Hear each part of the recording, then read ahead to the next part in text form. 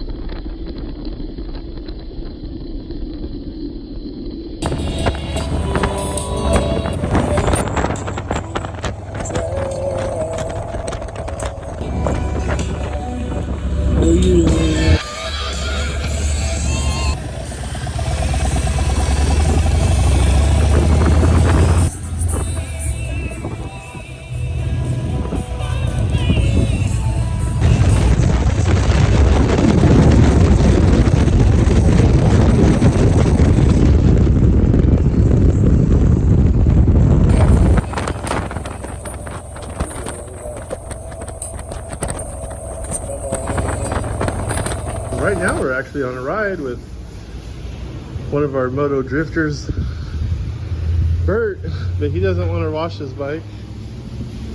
He's like, no, I've worked the last 8 months getting my bike dirty. He still has Georgia mud on this thing. He's been, when did you leave? Back in March you left, huh? He left back in March. He's been on the road. He's been crisscrossing the country. He finds himself here in Jamestown, California, and I'm like, hey, let's go wash your bike. And he's like, no. He's from Atlanta, Georgia.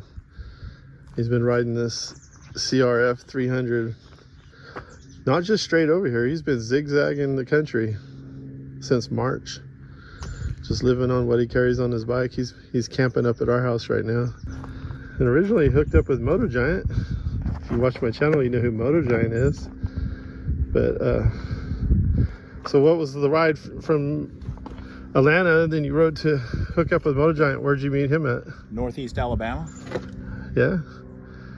And then you guys went on a little camp first. Yeah, we went from there to southwest Louisiana, and then we went over to Waco area with Gary.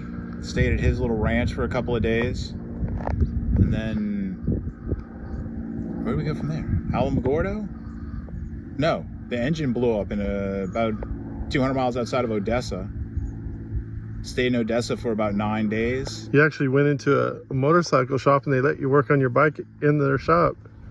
That's pretty amazing. You don't get, he must have liked your story or something. Yeah, the shop is Golden Suzuki, Golden something in Odessa.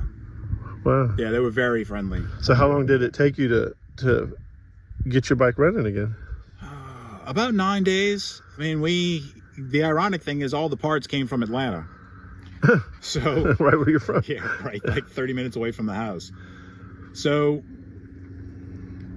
guy Brian, actually, another Brian, brought us back to his place, put us up. I went to town, found a shop.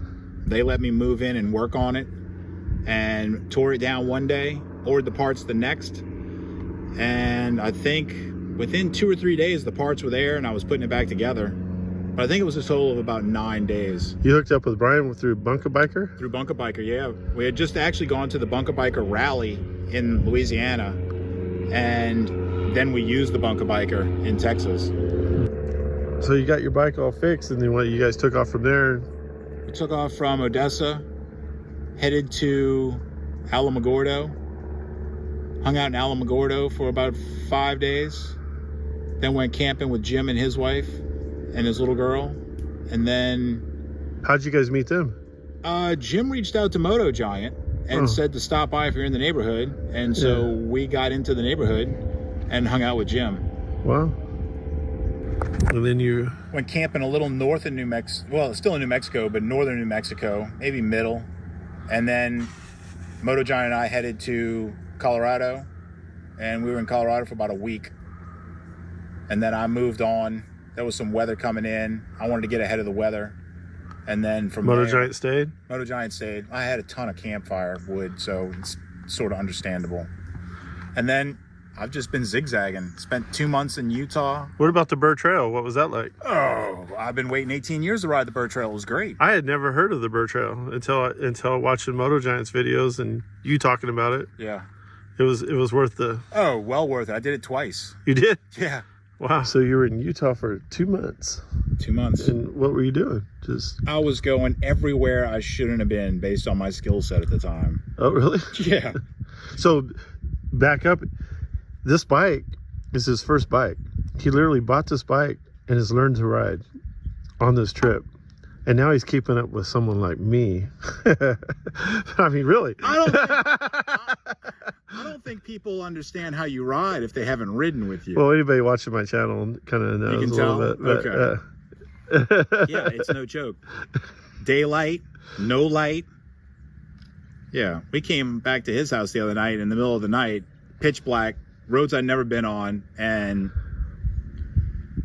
we got back to his house and he said, he rides good. You've learned to ride in the last 8 months. How long? 8 months? 6. 6 months. March 14th to... But I guess when you live on your bike, it'd be like buying your bike and not getting off that sucker for 6 months. Right. You're going to learn. Yeah. You're learning something. The last I did average of 275 miles a day for 9 days a couple weeks ago. Left Heber City, Provo, Utah, and came. Oh, no problem. I was going to come over here because I noticed the motorcycles over here and not in the parking lot. So that's the one thing. Okay. But that's about it.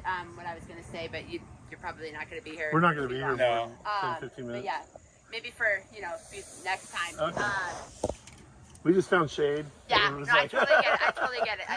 But yeah, we can't have any vehicles past the Well, bowler. from there to here, they're push bikes. I'm just kidding. Yeah, right? Yeah, I know. I've heard everything. No, just kidding. I'm not trying. But yeah, so since I'm not saying I'm bending our rules or anything, but yeah, maybe just since you're not gonna be here. Yeah, we're just going to do next this real time, quick, just, and then we're going to go on park 'em to on this Angel's side, yeah. Camp. Cool. I showed All him right. Mark Twain's cabin, and Did you? I've been just showing him things around. It's a little funky, but it's cool. Yeah. You know? Yeah. It's a little funky, but hey, it's part of the history around here, so it's okay. But yeah, and I was trying to think of what else would be kind of cool to see. There is an Angel's Camp, the Carriage House. It's a museum, and it's all horse-drawn carriages. Oh yeah. Pretty neat. They've got a We're huge going big there building next. of We it. got to go to the hardware store, so we're going to go that way, and he's Oh. going to help us.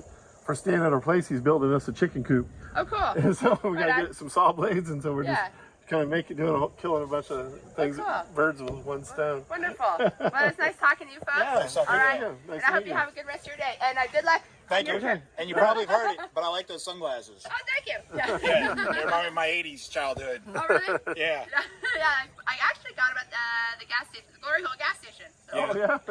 Cool. All right, bye. Have a nice day. Take care. Well, we just got rudely interrupted by a very nice park ranger because we're parking our bikes and we're not in the parking lot. So evidently we're breaking the law. Where were we? Oh, I was just saying how many miles I've covered, and most of it, left Utah when I came to the Pacific Northwest. I rode 525 miles the first day, and then that helped get the average up. The average was like 275 a day for 9 days to get up to Washington. Mostly on gravel. Yeah. Dirt roads, gravel. I just stayed off the highway. I went from basically Salt Lake to Tahoe, and from Lake Tahoe, I went straight up through the Cascades. How was that? Did you like it up there? Oh, it was great. Yeah. But you came down the coast of California. On the way back, I stayed in Washington for a couple of weeks, two weeks, I guess, maybe a little more, a little less, something like that. And then I came over to the coast and came straight down the coast. Did the Lost Coast, riding all back along the Shelter Cove and all that? Yeah, did all that. Yeah, wow. Oh, you went all the way to San Francisco before you came west. I went or down to east. Yep, went down to San Francisco. And then Gary told me while I was in San Francisco area that I should get in touch with you. And so I did, and now I'm here. Yeah. Yeah, so I rode down to the valley and around Oakdale and met up with him, and came up the road, and he's been camping on my hill in his hammock. He's gone through some rainstorm. We've actually had some rain. It was a storm. I mean, you lost some shingles on the roof. Yeah, we got a little windstorm. He said his hammock was swaying, and yeah. But now we got beautiful weather today. We're gonna ride over to Angel's Camp and a few more places. He's not done with this ride. He's gonna leave here and probably head towards Tennessee. Yeah, first I'm gonna do 108 back up to 395 over Sonora Pass. And then so that's the plans. Back down to Vegas. I got 2 guys I know in Vegas, and then a bunch of people in Utah want me to pass through there again, and then work my way to Colorado. And then a buddy in Colorado wants to go back to Tennessee. Is Colorado in the next coming months going to be passable? Like, it's going to be cool? I'll make it passable. If you can ride on snow with that thing. Oh, yeah. You're on a dirt bike, I guess. Yeah. So, yeah. So you got some weather in your future, I'm sure. Well, I kind of started the trip. When Don and I parted, I hit snow a couple days later, riding up to Salt Lake. And then if I hit snow headed back east, that's fine. Wow.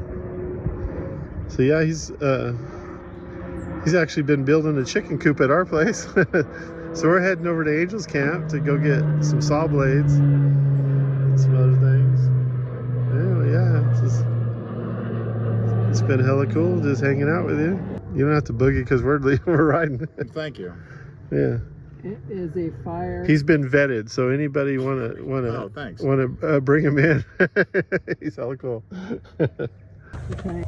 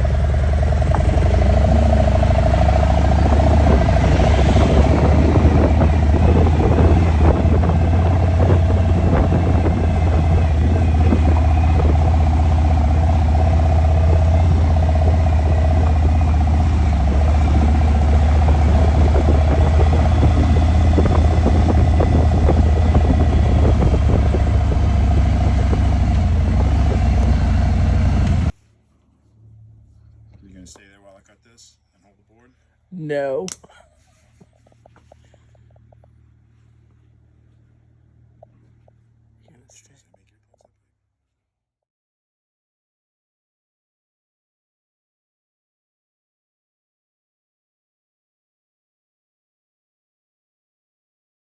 Bert's coming to meet us. He left our house about 2 o'clock. So we're gonna meet somewhere on Sonora Pass.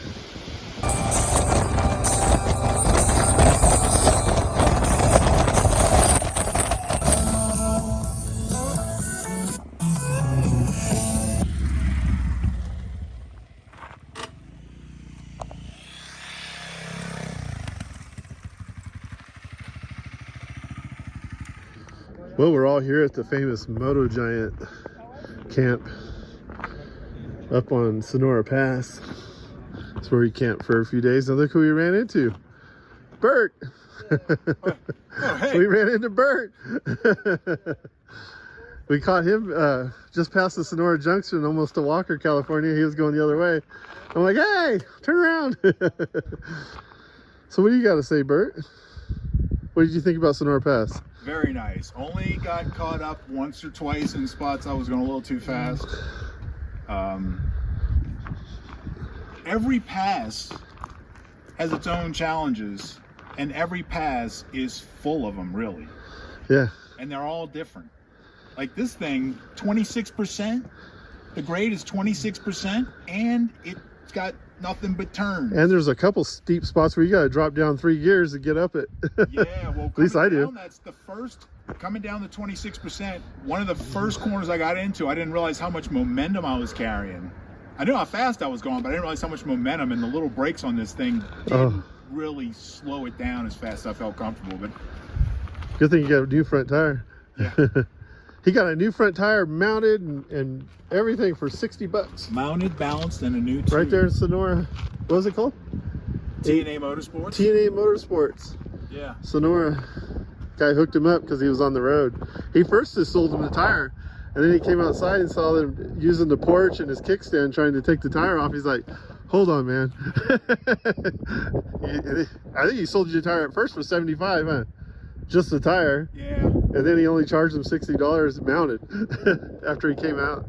Realized that he was a traveler. He wasn't just a local. Yeah, he was a really good guy. Sonora, stop at TNA Motorsports. That guy was very, very nice.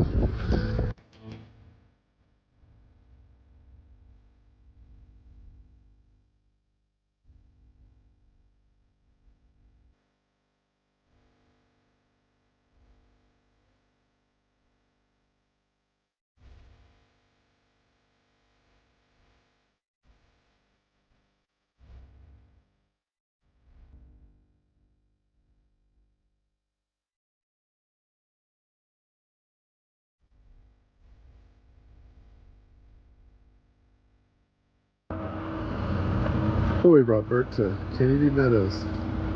The bar and the stores over there and the restaurant. This is a kind of a famous place. Is it more famous than the Moto Giant camp spot? Well, historically, yeah. Yeah. Moto Giant's sort of 2025. This is 1852. The immigrants of 1852 and 1853. They headed through here on their way to where we live, Columbia. Anyway, they made it over that pass we just did.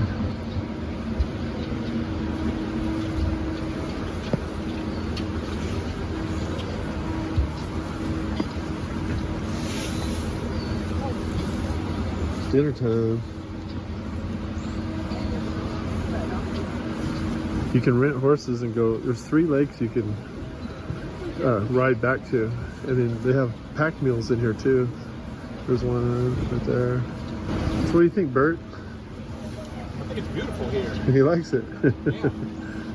I like the rocks. Yeah. That big old rock wall kind of protects us. There's storms just up the hill. Like 5 miles up, we were in rain. Look at that black cloud. There's a couple mules over there.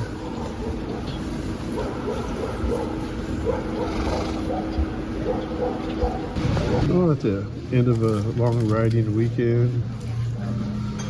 We stopped for some sushi and some Japanese food. And Bert, It's all gone. oh, some acai. You know I'm happy when I'm eating sushi. Everybody said, or Dina said, I don't want sushi. I always say I don't want to eat. You see where we ended up? I win. You always That's win. what I was thinking. All right, Bert, you're heading out of Sonora, out of Camp Braaten.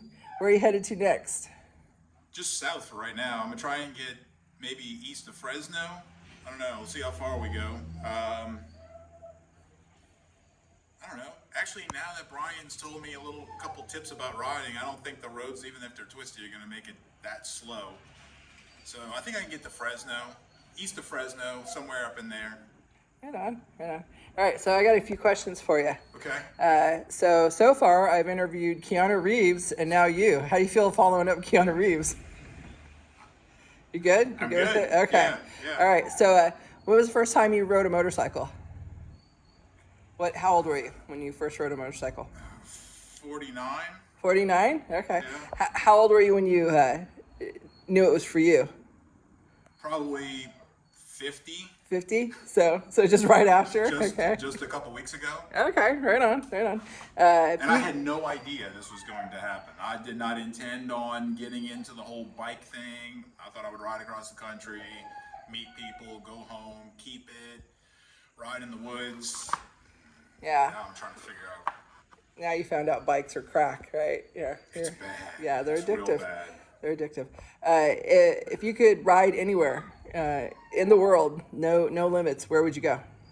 I would probably actually come back here to California. It's pretty badass here, isn't It's it? unbelievable. Yeah. California is not Los Angeles and San Francisco by any means. It's tons of twisty roads and nice people, and there's tweakers and danger, but That's everywhere it's anymore. everywhere. Yeah. If you could buy any bike, you got any kind of bike in mind that you would get? I don't even know enough about bikes. It took me years of research to buy the Honda that I have. So I think what I would want is a lightweight bike that could go anywhere with decent suspension and enough power to be able to run 100, 120 on the interstate. So I'm thinking it would have to be I don't think I can get all that and a light bike, so probably an adventure bike of some sort, a bigger BMW, KTM, something. I don't know. Right on. Well, you guys heard that, so if you got any suggestions for Bert, throw them out there, what kind of bike he might be interested in he hasn't heard about yet. All right, Bert, well, safe travels to you, Thank and you. Hopefully we'll catch you on your next trip out. Sounds great. I'll definitely not drive by and not say hi. Right, better not. I won't. Thanks for putting me up. Let us close with a song. All